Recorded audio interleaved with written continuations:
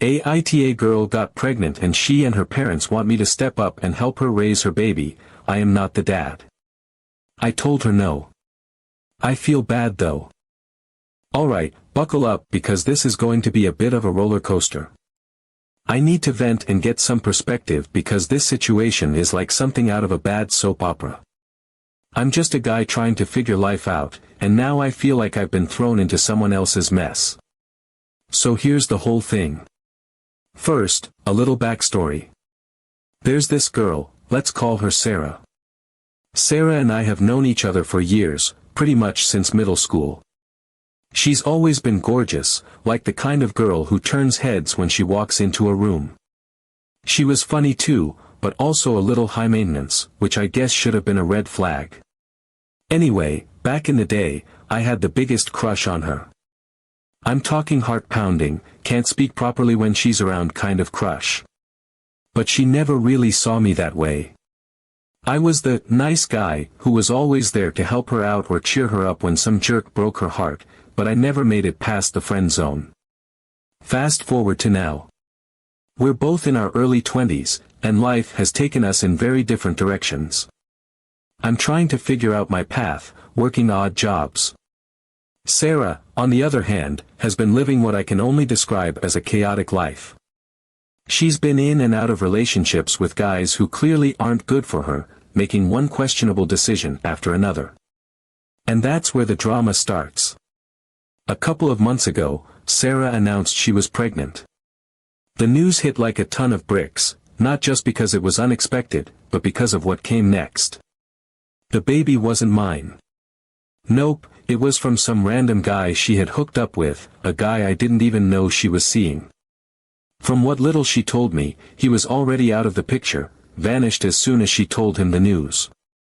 Typical deadbeat situation. The kind of guy who's all in for the fun but disappears the second things get real. I could hear the frustration in her voice when she talked about him, but honestly, I couldn't help thinking, what did you expect from a guy like that? I didn't say that, though. I just listened and tried to be polite. When she first told me, I didn't really know how to react. What do you even say to something like that?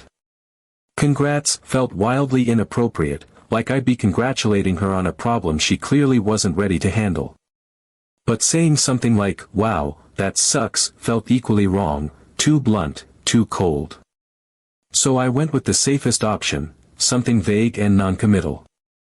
I think I said, well, I hope everything works out for you. Looking back, it probably sounded dismissive, but I was caught off guard and didn't know what else to say. I figured that would be the end of it, at least for me. I assumed she'd handle her situation and we'd go back to being casual acquaintances, the kind who occasionally like each other's posts on social media and exchange a "how've you been?" every 6 months. But nope. That's not how things went at all. A couple of weeks after her big announcement, she started messaging me, constantly. At first, it was pretty innocent. She'd ask how I'd been doing or bring up some old memory from high school. Stuff like, remember that time we got lost on the way to the football game? Harmless enough. And honestly, it was nice to hear from her. I mean, this was Sarah, the girl I'd spent years pining over. But then, things started to shift. The tone of her messages got weird. Subtle at first, but unmistakable.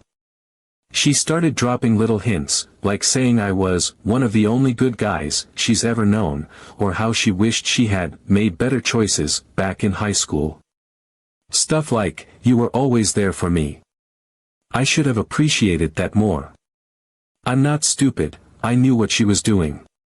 It was like she was planting seeds, testing the waters to see if I'd bite. And yeah, part of me felt flattered. This was the girl I used to dream about, suddenly acting like maybe I'd been the one for her all along. But another part of me, probably the smarter part, was starting to feel uneasy. It didn't feel genuine. It felt calculated. Like she wasn't reconnecting with me because she missed me, but because she needed something. Or someone. Then came the bombshell. One night, out of the blue, she called me. I could tell right away that something was wrong because she was crying. Not the quiet, sniffly kind of crying, but full-on sobbing, like the world was ending. She said she was scared about the future, that she didn't know how she was going to raise this baby on her own. She went on and on about how lost she felt, how she didn't have anyone she could depend on. And then, almost as an afterthought, she dropped the real bombshell: she wanted us to be together. Like, together. She said I was the only person who had ever truly cared about her, and she needed someone like me in her life. And then she said something that made my stomach drop. She told me she wanted me to be the baby's father. Not biologically, obviously, but in every other way that mattered. She said I'd make a great dad, that I had all the qualities she wanted in a partner and a father. She started painting this picture of a future where we'd be a family, her, me, and this baby that wasn't mine. She talked about how we could move in together, how I could get a steady job and step up to help raise our child. And she said it all like it was the most natural thing in the world, like I should feel honored to be given the opportunity. At first, I didn't even know how to respond. I mean, part of me was flattered, I guess. This was the girl I'd had a crush on for years, practically begging me to be with her. But the other part of me, the rational part, was screaming, run. Run as fast as you can. So I told her I needed time to think about it, which was really just my way of avoiding the conversation. But it didn't stop there. Her parents got involved. Her dad, let's call him Mr. Smith, called me up one evening. Now, let me paint a picture of Mr. Smith for you. He's always been the type of guy who gives off that my way or the highway vibe. The kind of man who looks like he could fix a car with duct tape and pure determination, someone who prides himself on his old school, no-nonsense approach to life. I've always respected him, in a distant, you don't want to piss this guy off sort of way. He wasn't warm, but he wasn't unfriendly either. He'd shake your hand like he was testing your strength and expect you to meet his gaze without flinching.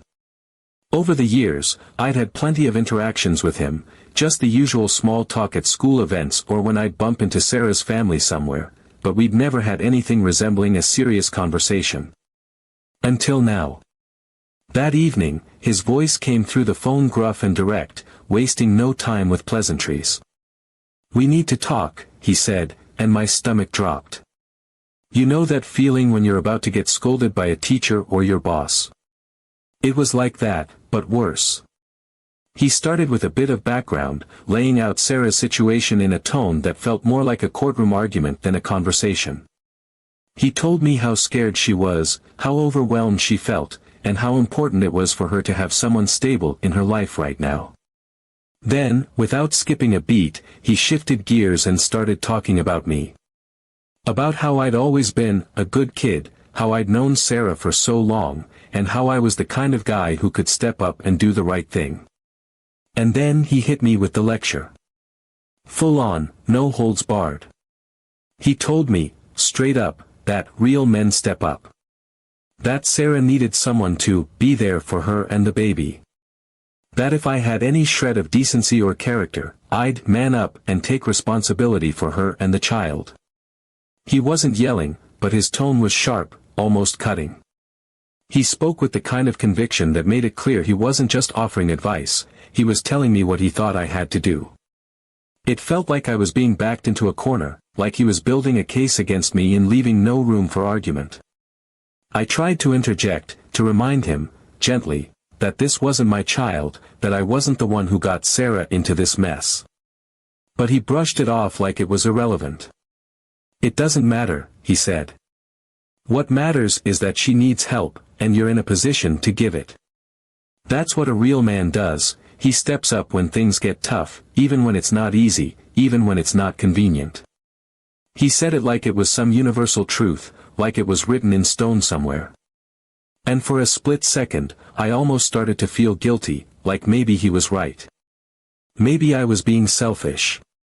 But then reality came crashing back. Here's the thing, though, I'm not responsible. This isn't my baby. I didn't make the choices that led to this situation. And no matter how much Mr. Smith wanted to twist the narrative, the simple fact was that I wasn't the one who screwed up here. I wasn't the one who made reckless decisions or got involved with someone who clearly wasn't going to stick around. That wasn't on me. And honestly, Sarah isn't exactly a walk in the park.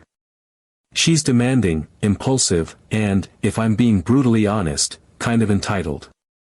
She's the kind of person who expects the world to revolve around her and throws a fit when it doesn't. I'd seen it before, countless times, and while I'd overlooked it back when I had a crush on her, now it was impossible to ignore.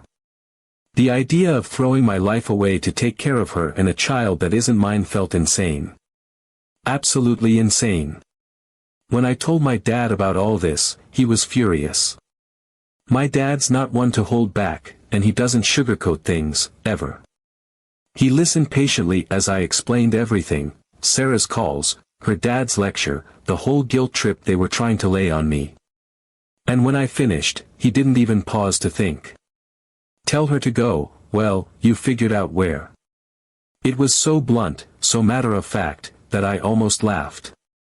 But he wasn't joking. Not even a little. He looked me dead in the eye and said, "You're too young to be saddled with this kind of responsibility. You'd be ruining your life if you got involved with her. Do you hear me? Ruining it. Her baby is not your responsibility," he said. "And I will be heartbroken if you throw away your dreams for this." Hearing him say that hit me hard because I could tell he was serious. He's always supported me, no matter what, but this time he was drawing a line in the sand. So I took his advice. I called Sarah and told her I couldn't do it. I told her I wasn't ready to be in a relationship, let alone take on the role of a father. She cried and called me selfish. She said I was just like all the other guys who had let her down. Her dad called me later and said I was a coward. It was a mess, but I stood my ground. Now, I'm dealing with the fallout. Sarah has been posting all kinds of passive-aggressive stuff on social media about how real men take responsibility and how she deserves better.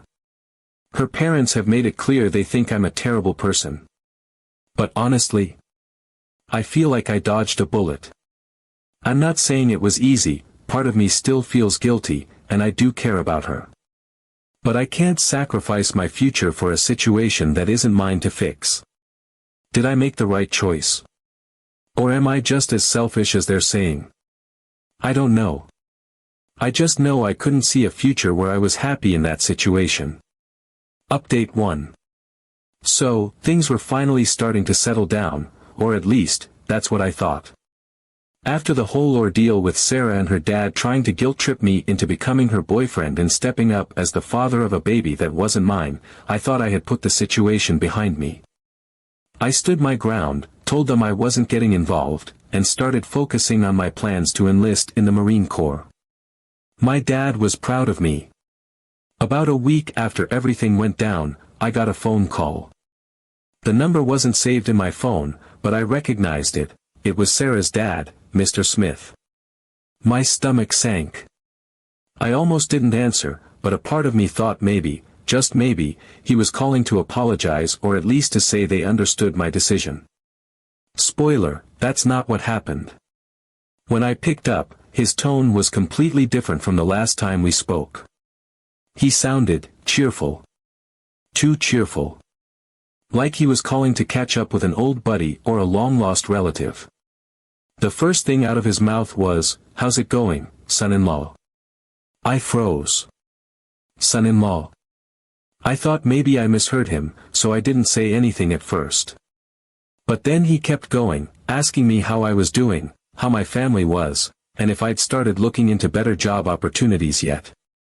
The whole conversation felt surreal, like I had been dropped into an alternate universe where none of the boundaries I set had ever existed. I finally managed to interrupt him and asked, point blank, why he was calling me son-in-law. He laughed, like it was some kind of inside joke, and said, "Well, you're going to marry my daughter soon, aren't you? Might as well get used to the title now." I was stunned. I could feel my heart pounding in my chest as I tried to process what he had just said. Marry his daughter? Where on earth did he get that idea? I hadn't agreed to anything. In fact, I had explicitly told both Sarah and him that I wanted no part of this situation. I wasn't dating Sarah, I wasn't stepping up as the father of her child, and I definitely wasn't planning to marry her. I tried to stay calm as I asked him where he got the idea that I was going to marry her. His tone shifted slightly, becoming more matter-of-fact, like he was explaining something so obvious it didn't need to be questioned. He told me that they had already made the plans. According to him, Sarah needed stability, and as her parents, they had decided that I was the best person to provide it. He talked about how they didn't want her living at home with a baby for the next 18 years, how they wanted her to move on with her life, and how they believed I was the solution to all of her problems. He said it as though I was some kind of knight in shining armor who had already agreed to ride in and save the day. The whole thing was presented as a done deal, like my consent didn't even matter. At that point, I felt my blood boiling.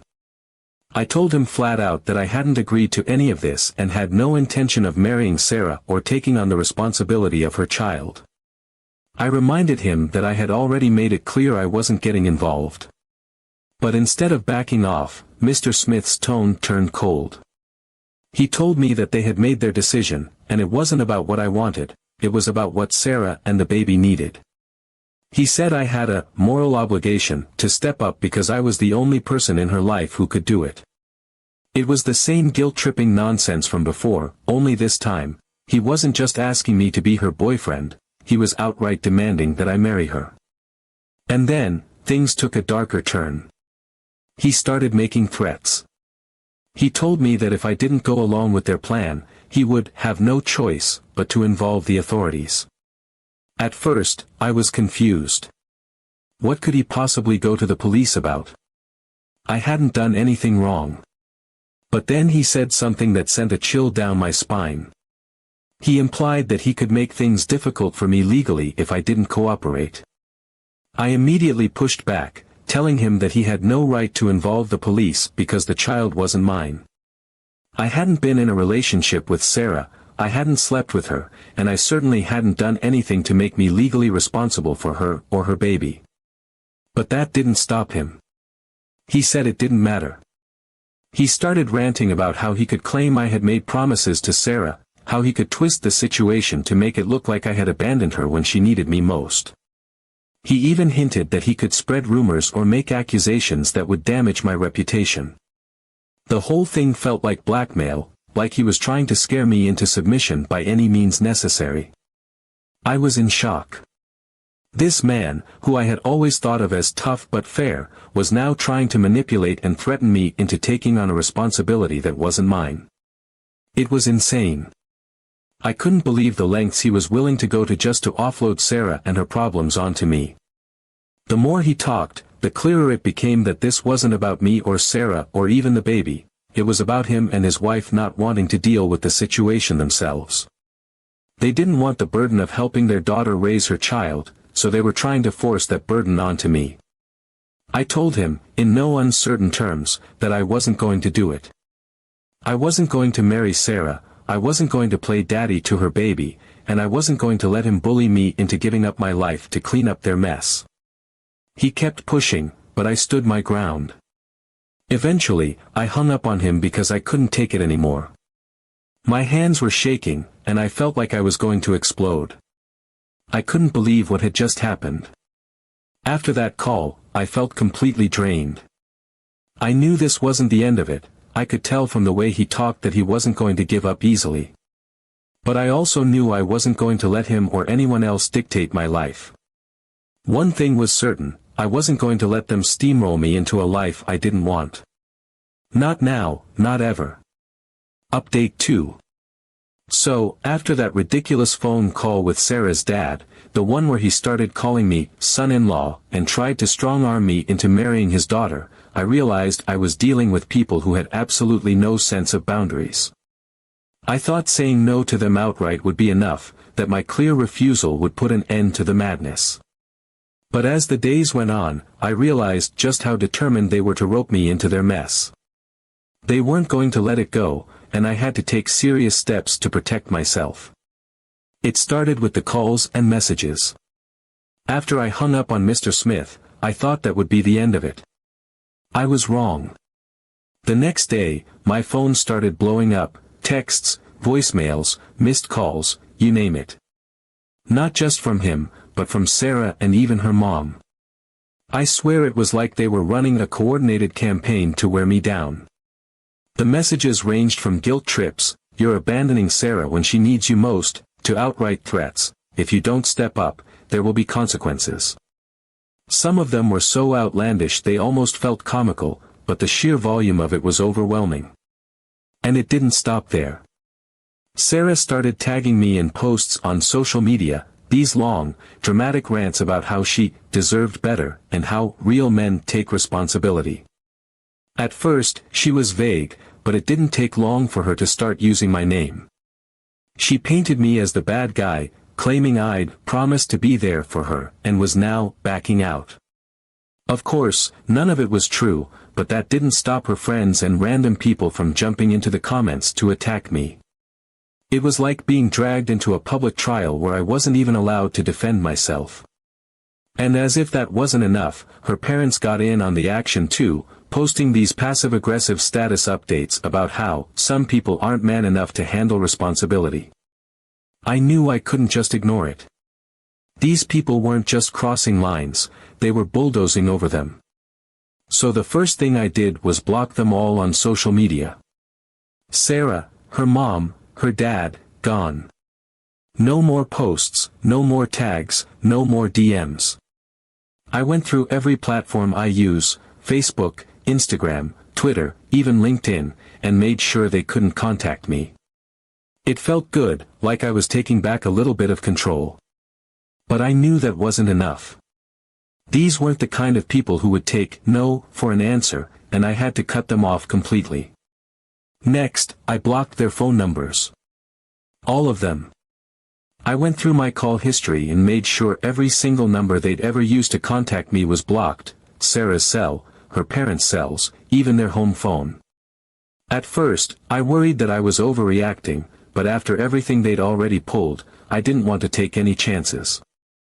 I even went a step further and changed some of my privacy settings so they couldn't find me through mutual contacts or try to reach me from unknown numbers. For a couple of days, it was blissfully quiet. No calls, no texts, no notifications. I thought maybe, just maybe, they'd gotten the message. But then, a letter showed up in my mailbox. A handwritten letter. From Sarah. I didn't even read the whole thing. I could tell from the first few sentences that it was more of the same, guilt trips, emotional manipulation, and a desperate attempt to drag me back into her life. I tore it up and threw it in the trash, but that letter was the final straw for me. Blocking them wasn't enough. I needed something more concrete, something that would legally force them to stay away. That's when I decided to pursue a restraining order. At first, I didn't even know if I could get one. I mean, it's not like they'd physically threatened me or shown up at my house, yet. But when I spoke to a lawyer about the situation, they assured me that I had a case. The sheer volume of unwanted contact, combined with the threats and public harassment, was more than enough to justify taking legal action. So I started the process. For those of you who've never gone through it, getting a restraining order isn't as simple as filling out a form and having it granted on the spot. There's a process, and it takes time. First, I had to gather evidence, screenshots of the texts and social media posts, records of the calls, even the letter Sarah had sent me. Then, I had to file a petition with the court and explain the situation in detail. I'll admit, it was nerve-wracking. The idea of standing before a judge and airing out all this drama was not something I was looking forward to. But I knew it was necessary. While the permanent restraining order is still in progress, there's a hearing coming up soon. I was granted a temporary one almost immediately. And let me tell you, that was a huge relief. The temporary order prohibits Sarah and her parents from contacting me in any way. No calls, no texts, no emails, no letters, no showing up at my house, and no sending other people to contact me on their behalf. If they violate it, the sheriff's deputies will be knocking on their door to escort them to the local jail. Knowing I had the law on my side made me feel like I could finally breathe again. Since then, things have been quiet. I haven't heard from Sarah or her parents, and I'm hoping it stays that way. But I'm not letting my guard down. These are the kind of people who don't take no for an answer, and I wouldn't put it past them to try something else. For now, though, I'm focusing on moving forward with my life, on my own terms, without the weight of their expectations dragging me down. If you're ever in a situation like this, let me give you one piece of advice: set boundaries and enforce them. Don't let anyone guilt-trip you into sacrificing your happiness or your future for a problem that isn't yours to fix. And if they can't respect your boundaries, don't hesitate to take legal action. Your peace of mind is worth it.